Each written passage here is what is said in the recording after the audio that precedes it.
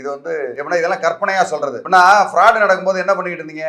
Board meeting நடக்கும்போது என்ன பண்றீங்க? வாயை மூடிக்கிட்டு இருந்தீங்களா? வாயை மூடிக்கிட்டு இருந்தாலுமே அதுவும் குற்றம் தான். ஓகே, ஒரு 4 டைரக்டர் இருக்காங்க, அதுல ஒரு டைரக்டர் மட்டும் சைலண்ட் மாட்டேன், நான் பார்த்து எதுவும் பேச மாட்டேன் அப்படின்னு பேசாம இருந்தாங்கன்னா அவர் ஒரு குற்றவாளி. தவறு நடக்கும்போது 4 பேரை ஏமாத்தும் போது அதை தட்டி கேட்காத அவருமே ஒரு ஆபத்துல தான் இருக்காங்க அப்படின்றது அந்த இடத்துல நிதர்சனமான உண்மை. சார், இப்போ நிறைய கம்பெனிஸ்க்குலாம் இன்வெஸ்ட்மெண்ட் அப்படிங்கிறது வருது. குறிப்பா சொல்லணும்னா ஃபண்டிங் அப்படிங்கறத ஏஞ்சல் இன்வெஸ்டர்ஸ் அப்படின்லாம் சொல்லி உள்ள கொண்டு வருவாங்க கேஷ். அப்படியெல்லாம் வர கம்பெனிக்கு அதிகமான பிரச்சனைகள் வர்றதுக்கு வாய்ப்பு இருக்குதா? கண்டிப்பா. இப்போ ஒரு இன்வெஸ்டர் ஒருத்தர் வராரு, அந்த இன்வெஸ்டர் கிட்ட ஆஹா இந்த கம்பெனி இப்படி இருக்கு அப்படி இருக்கு, நாங்க வந்து இவ்வளவு லாபம் எடுக்க போறோம், நீங்க வந்து ஒரே மாசத்துல இவ்வளவு சம்பாரிச்சிரும், ஒரே வருஷத்துல நம்ம பல கோடி சம்பாரிச்சிடலாம், அமெரிக்கால பாதியை வாங்கிடலாம்னு சும்மா அப்படியே அள்ளி விட்டு கடைசியில பாத்தீங்கன்னா எல்லாமே புருடாவா இருக்கும். கடைசியில இந்த மாதிரி டுபாக்கூர் அதுக்கு அப்படின்னு நம்ம சொல்றோம் இல்லையா, அந்த இடத்துல கம்பெனின்னு வரும்போது இது மோசடிக்குள்ளதான் வரும், அது ஃப்ராட் தான். அதுல எந்த ஒரு டவுட்டும் கிடையாது. சார், சில பேர் எல்லாம் சொல்லுவாங்க அப்பா இருப்பாரு, பையனும் டைரக்டரா இருப்பாரு, இல்ல ஒய்ஃபும் டைரக்டரா வச்சிருப்பாங்க,